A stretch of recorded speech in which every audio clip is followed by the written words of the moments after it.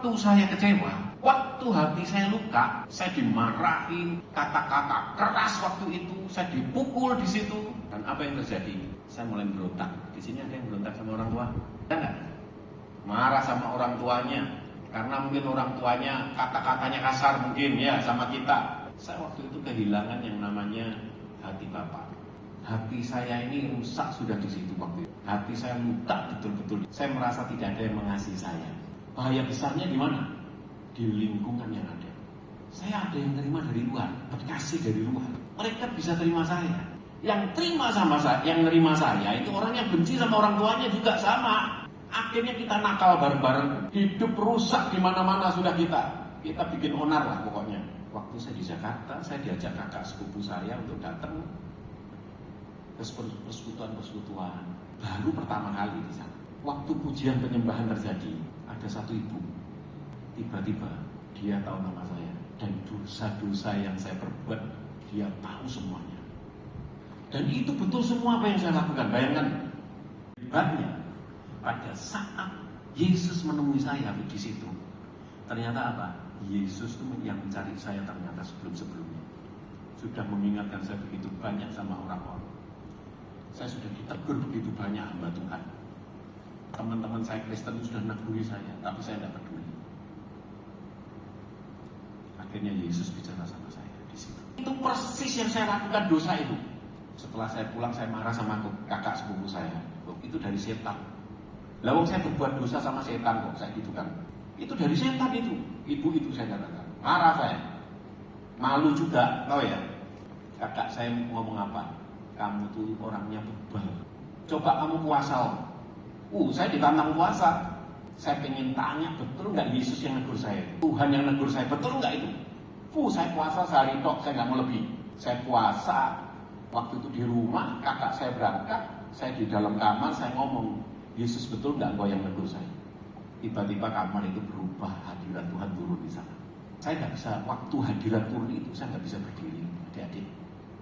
Saya jatuh di situ. Saya berlutut, kaki saya nggak bisa berdiri lagi. Dan tiba-tiba di situ ada suara berkata apa? Akulah Yesus. Aku sangat mengasihi engkau. Aku yang menegur engkau. Saya ini orangnya nggak pernah nangis adik-adik waktu itu. Saya orang karate. Saya paling suka waktu itu kalau diadu komite namanya. Suka. Tidak pernah nangis saya orangnya waktu. Saya di situ seperti anak kecil nangis. Saya betul-betul ketemu Yesus. Saya nakal minum. Hati saya pahit. Tahu ya. Setelah ketemu Yesus di situ, detik itu juga berubah total. Ngerokok sudah nggak kepengin langsung. Hebatnya di sana kalau ketemu Yesus. Ngerokok nggak kepengin, minum nggak kepengin. Hati mulai dipulihkan di situ. Dulu sama orang tua saya ini pahit, saya katakan marah. Tiba-tiba ada kasihan sama mereka. Saya kepengin menyelamatkan orang tua waktu itu. Tiba-tiba ada kepikiran ke sana. Dan disitulah itu awal mula pelayanan saya.